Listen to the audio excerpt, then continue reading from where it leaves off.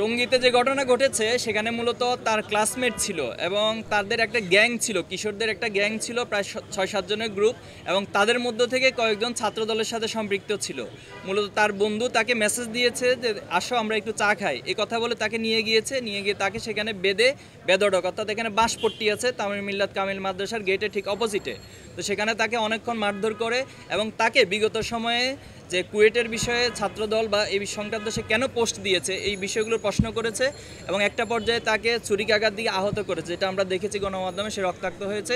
পরবর্তী তার চিৎকার শুনে পার্শ্ববর্তী কিছু পথচারী তাকে সেখান থেকে উদ্ধার করে এবং তার সাথে সেখানে তার বন্ধু মামুন, যে ছাত্রদল কর্মী, আমরা অনেকগুলো ডকুমেন্টস পেয়েছি এবং তাকেও গ্রেপ্তার ধরে রাখতে সক্ষম হয় এবং থানায় গিয়ে তার বিরুদ্ধে মামলা করা হয়। তো এটি মূলত সেখানকার ঘটনা ছিল। একজন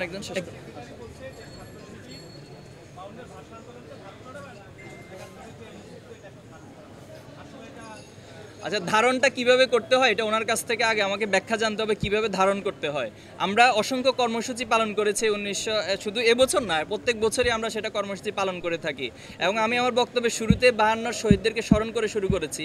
এরপরে কিভাবে ধারণ করতে হয় এটা ওনার কাছ থেকে একটা লিখিত স্ক্রিপ্ট আমাকে দিবেন, আমরা সেভাবে করে ধারণ করার চেষ্টা করব। 5ই আগস্টের পরে আমরা বিভিন্ন ক্যাম্পাসে কিংবা আমাদের দেশের জাতীয় রাজনীতিতে আমরা একটা আমূল পরিবর্তন দেখতে চেয়েছিলাম, কিন্তু আমরা দেখলাম যে 5ই আগস্টের আগে ছাত্রলীগের সাথে যেভাবে শিবিরের একটা বৈরী সম্পর্ক ছিল, ঠিক এখন ছাত্রদলের সাথে শিবিরের একই ধরনের সম্পর্ক। এর পিছনে কি কারণ আছে বলে আপনি মনে করেন? এটা কি আমাদের জাতীয় রাজনীতির যে বিভাজন, তারই কি এটা বহিঃপ্রকাশ? এই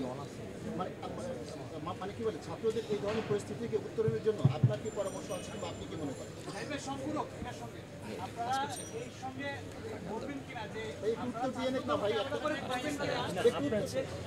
একটা শেষ করি তাহলে সম্পূরক, এরপরে না আসলে বলবেন আর কি।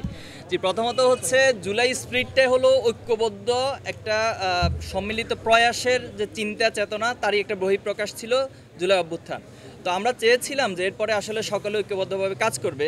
আপনারা লক্ষ্য করেছেন জুলাই অভ্যুত্থানের পরবর্তী ছাত্র শিবির তার প্রত্যেকটা মুভগুলো ছাত্র বান্ধব এবং সেবামূলক কার্যক্রম নিয়ে অগ্রসর হচ্ছে এবং সাধারণ শিক্ষার্থীদের সাইকোলজি বোঝার জন্য এবং তাদের পালস বোঝার জন্য আমরা প্রত্যেকটা ক্যাম্পাসে যাচ্ছি এবং সেখানে আস্ক শিবির, নো শিবির অথবা মিটস দ্য বিলিয়ন্স, আমরা এর মধ্য দিয়ে শিক্ষার্থীদের পালসগুলো বোঝার চেষ্টা করছি এবং তারা যা চায় বাংলাদেশ ছাত্র রাজনীতির জন্য যে গুণগত পরিবর্তন হয় সেভাবে আমরা কাজ করে যাওয়ার জন্য চেষ্টা করছিলাম।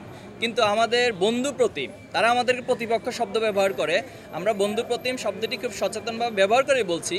ওনারা এই একই কর্মসূচি না নিয়ে ওনারা হচ্ছে শোডাউন, আগের স্টাইলে মিছিল মিটিং অথবা হল দখল, সিট দখল এই ধারার মধ্যে যাচ্ছিলেন।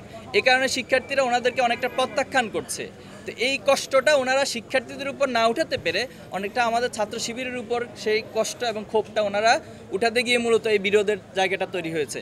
আমরা শুরু থেকে ওনাদের সাথে নয়াপল্টন অফিসে গিয়ে বসেছিলাম। তো এরপরে অনেকবার আমরা ওনাদেরকে ইনভাইট করেছি, আসুন আমরা একটু বসি, কীভাবে ছাত্র রাজনীতির গুণগত পরিবর্তন আমরা করতে পারি, কিন্তু ওনারা আমাদের কোনো আহ্বানেই সাড়া দেন না।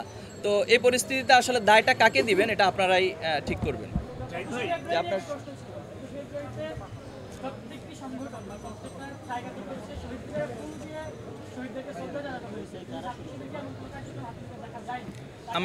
আমরা ঢাকা বিশ্ববিদ্যালয়ের মসজিদে দোয়া অনুষ্ঠান আয়োজন করেছি এবং প্রত্যেকটি ক্যাম্পাসে দোয়া অনুষ্ঠান আয়োজন করেছি এবং ভাষা শহীদদের কবর জিয়ারত করেছি। আমরা মনে করি ইসলামিক মূল্যবোধের জায়গায় ভাষা শহীদদের জন্য এটি সবচেয়ে উত্তম কর্মসূচি এবং আমরা সেটাই করার চেষ্টা করেছি এবং আমাদের অসংখ্য শাখাগুলোতে আলোচনা সভা থেকে শুরু করে বিভিন্ন প্রতিযোগিতা সকল কিছু আমরা আয়োজন করেছি।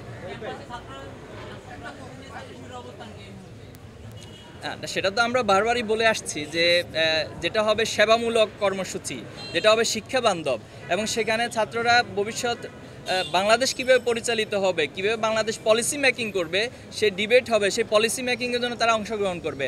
আমরা এমন একটা ছাত্র রাজনীতি চাই এবং সেখানে কোনো আধিপত্য থাকবে না, সেখানে কারো উপর কোনো আদর্শ চাপিয়ে দেওয়া থাকবে না এবং সেখানে জোর করে কারো কর্মসূচি নিয়ে যাওয়া, এরপরে হচ্ছে না গেলে তার উপরে টর্চার করা, এ ধরনের অস্ত্রের কোনো রাজনীতি আমরা চাই না।